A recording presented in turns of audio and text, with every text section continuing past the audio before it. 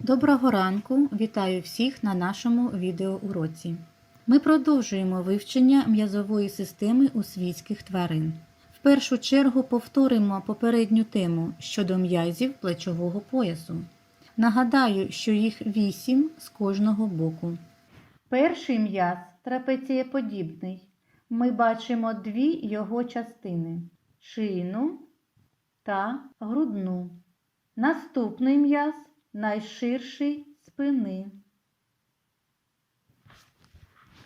Потім плечо-головний м'яз, який розділений ключичною смужкою на ключично-плечовий та ключично-головний.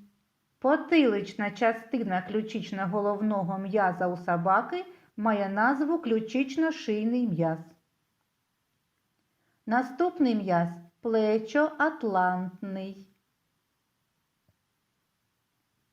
Ромбоподібний м'яз. У собаки він має головну частину.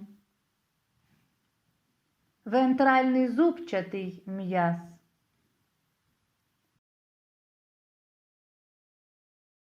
Поверхневий та глибокий грудні м'язи.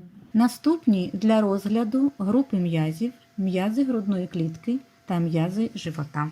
М'язи грудної клітки закріплюються на ребрах і хрящах, чим сприяють почерговому розтягуванню та звужуванню грудної порожнини і впливають на інспірацію та експірацію. У зв'язку з тим розрізняють м'язи вдихачі та м'язи видихачі.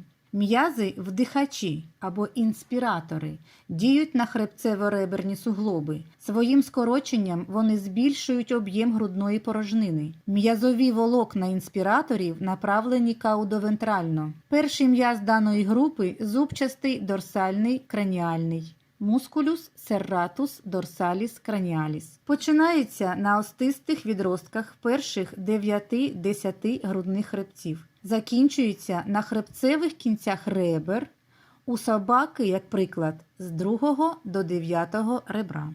Другий м'яз – це група м'язів, міжреберні зовнішні м'язи, мускулі інтеркосталіс екстерні. Починаються м'язи від каудальних країв ребер, а закінчуються на краніальних краях ребер наступних сегментів, розташовані у міжреберних проміжках. Драбинчасті м'язи мускулі скалені починаються від поперечно-реберних відростків типових шийних хребців, закінчуються на середній третині справжніх ребер. Прямий м'яз грудної клітки мускулюс ректус тораціс, розташований на вентральних кінцях перших 4 ребер. Починається від стернального кінця першого ребра, закінчується на хрящах справжніх ребер. Діафрагма мускулюс френікус, сіве діафрагма. Це грудочеревна перешкода, що розмежовує грудну та черевну порожнини. Потужніший інспіратор, має пластинчасту форму. Периферичною частиною діафрагма кріпиться до грудних стінок та поперековим хребцям, а центральною частиною куполоподібна вдається у грудну порожнину і сягає 7-го міжреберного сегмента. При активному скороченні змінює форму, відтісняє органи черевної порожнини каудально завдяки розтягуванню черевних стінок, що сприяє збільшенню довжини грудної порожнини під час вдиху. Під час видиху повертається до початкового положення. Має 2 відділи – мускульний периферичний та сухожилковий центр. Мускульний відділ діафрагми в залежності від місця прикріплення має поперекову, реберну та груднинну частини. Поперекова частина діафрагми утворює праву та ліву ніжку. Права ніжка довша за ліву, починається на тілах останніх 2 грудних та перших поперекових хребців. Ліва ніжка тоненька і кріпиться до тіл перших поперекових хребців. Між ніжками діафрагми під останнім грудним хребцем знаходиться аортальний отвір. На межі поперекової частини і сухожилкового центру розташований стравохідний отвір. Реберна частина м'язового відділу діафрагми закріплюється по медіальній поверхні реберних дуг. Груднинна частина закріплюється на внутрішній поверхні мечоподібного відростка та його хряща.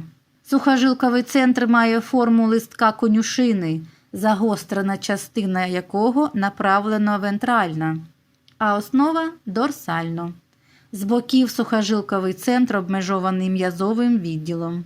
В сухожилковому центрі знаходиться отвір порожнистої вени. М'язи-експіратори.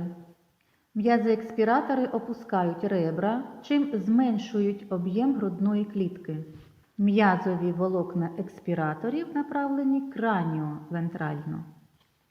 Зубчастий дорсальний каудальний м'яз мускулюс сератус дорсаліс каудаліс починається на остистих відростках останніх грудних і перших поперекових хребців. Закінчується на дорсальних кінцях трьох останніх ребер.